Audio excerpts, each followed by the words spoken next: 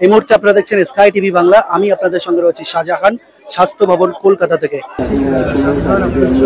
স্বাস্থ্য ভবনের সামনে সরাসরি রয়েছে আপনাদের সঙ্গে।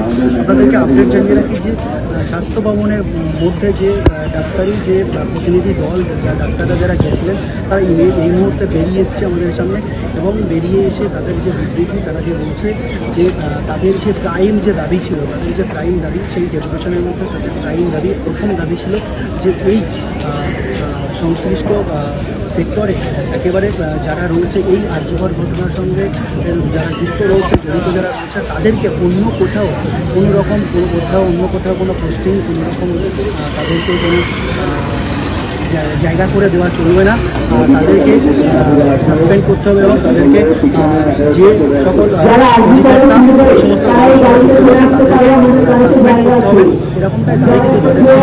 কিন্তু সেই দলের অধিকর্তারা বলছেন, স্বাস্থ্য অধিকর্তারা তারা জানাচ্ছেন যে এই দাবি তাদের পক্ষে মেনে নেওয়া সম্ভব নয়। এবং ডাক্তাররা যে দাবি করেছিল, যে ডাক্তাররা বলতে গেছে, ডাক্তারদের বক্তব্য হচ্ছে আমাদের এই যে আন্দোলন, আমরা এই যে আন্দোলন আমরা করছি, এই আন্দোলনের সঙ্গে আমাদের দাবি, আজকের দাবি ছিল যে সেই সেক্টরে যারা রয়েছে তাদেরকে সেই পদ থেকে সরিয়ে দেওয়া হোক এবং তাদেরকে অপসারিত করা হোক।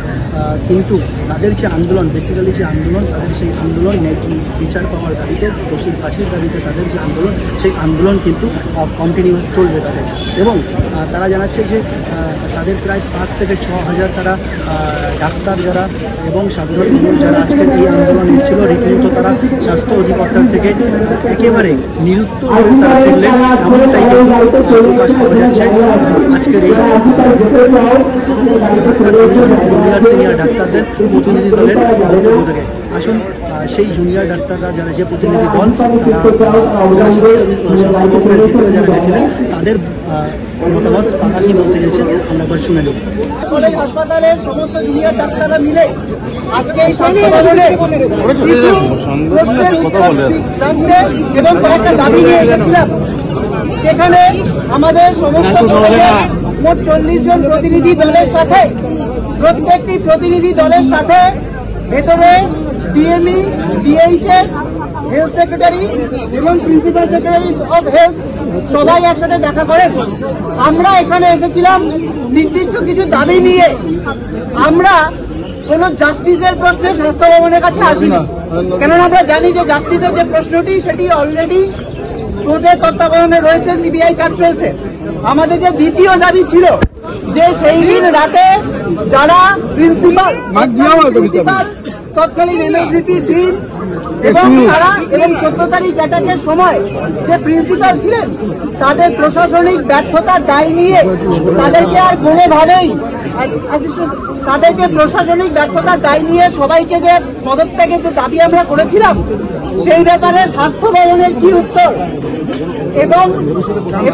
এবং ভবিষ্যতে তাদের যাতে কোনোভাবেই কোনো জায়গাকার প্রশাসনিক কোনো পদে না রাখা হয়, তার যে ন্যায্য দাবি আমরা প্রথম দিন থেকে রেখে এসেছি, সেটি আমরা রাখি।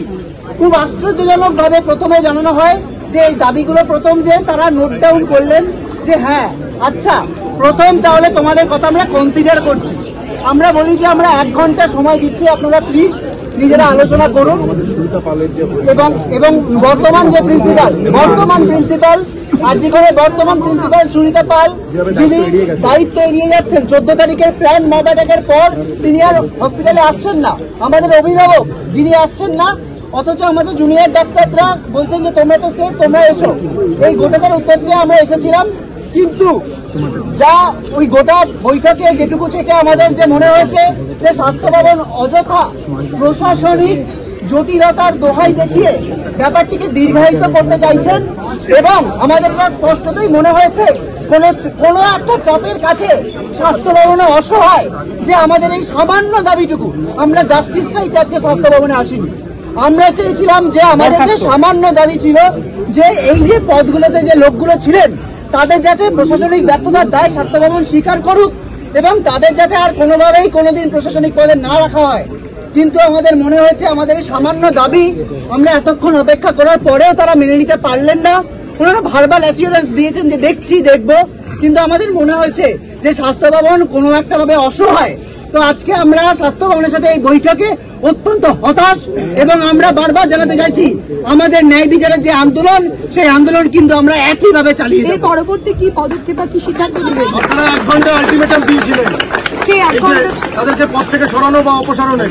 আমরা 1 ঘন্টা আলটিমেটাম পদত্যাগ দিয়েছিলাম, ওনারা বলেছিলেন আমরা দেখছি। আমরা 1 ঘন্টা পর দেখলাম কোনো সদুত্তর তারা দিতে পারছেন না। আমরা এখান থেকে বেরিয়ে এসেছি। আমাদের মনে হয়েছে ওখানে আরো বেশি আলোচনা করে দীর্ঘায়িত করা আমাদের আন্দোলনের সময় নষ্ট। আমাদের মনে হচ্ছে এই যে আজকে আমরা এত 5,000-6,000 ডাক্তাররা মিলে এলাম এবং তাদের রিপ্রেজেন্টেটিভরা ভেতরে এলাম এবং মানে আমরা জানি এর আগে অনেক কিছু দাবি রিজাইন করলেন, তাকে খুব মানে তাড়াহুড়ো করে 4 ঘন্টার মধ্যে অন্য একটি কলেজের প্রিন্সিপাল করে দিলেন। কিন্তু অথচ এই ক্ষেত্রে আমরা দাবিগুলো নিয়ে এসেছি সেইগুলো ওনাদের এত সময় এত প্রশাসনিক জটিলতা কেন আমরা বুঝতে পারলাম না। স্পষ্টতই আমরা এই যে আমাদের বৈঠক হলো তাতে আমরা খুবই হতাশ এবং আমাদের মনে হয়েছে স্বাস্থ্য ভবন খুব অসহায়। এবার কি তাহলে একজন করে প্লিজ এবার কি করবেন তাহলে? আমাদের দাবিগুলো যদি দেখেন সেই দাবিতে পরিষ্কার লেখা আছে যে আমরা কি কি চাই, সেগুলো লেখা আছে এবং এটার সাথে আমাদের আন্দোলনের কিন্তু কোনো যোগ নেই। আমাদের আন্দোলনের যে মূল দাবি জাস্টিস সেইটা চাইতে কিন্তু আমরা এখানে আসিনি। এটা গেল প্রথম কথা। তাই এখানে কি সিদ্ধান্ত হলো সেই অনুযায়ী আমাদের আন্দোলন কিভাবে চলবে তার উপর নির্ভর করছে না। কালকে সুপ্রিম কোর্টের হিয়ারিং আছে, আবার কালকে সুপ্রিম কোর্ট সিবিআই এর কাছে জানতে চেয়েছে। কালকে আমরা দেখব কি হচ্ছে, সিবিআই কি উত্তর দিচ্ছে, তারপরে আমাদের আন্দোলনের নেক্সট যে কর্মসূচি সেটা আমরা জানাবো। আপনাদের প্রিন্সিপাল নেই, যে দাবি ছিল আপনাদের, সে বিষয়ে কি কথা হলো? সেই বিষয়েও বলেছি, সেই বিষয়ে উনি কিছুই বলতে পারলেন না, নিরুত্তর থাকলেন। একদম বললেন যে দেখবো। এইগুলো তো আমরা ডে 1 থেকে শুনে আসছি। তারপরেও যে কেন এত মানে কি বলবো, এগুলোতে আমরা মানে আমরা কিছু উত্তর পাইনি। আপনাদের কাছে কর্তৃপক্ষ কি কোনো বিকল্প প্রস্তাব না কোনো বিকল্প প্রস্তাব কিছু অনেকদিন আগে থেকে আপনারা এই দাবিগুলোর কথা বলছেন, আজকে স্বাস্থ্য ভবন বলছে। সব ধরনের সব খবর পেতে সাবস্ক্রাইব করুন স্কাই টিভিকে। ভুল করবেন না কিন্তু লাইক, কমেন্ট এন্ড শেয়ার দিতে।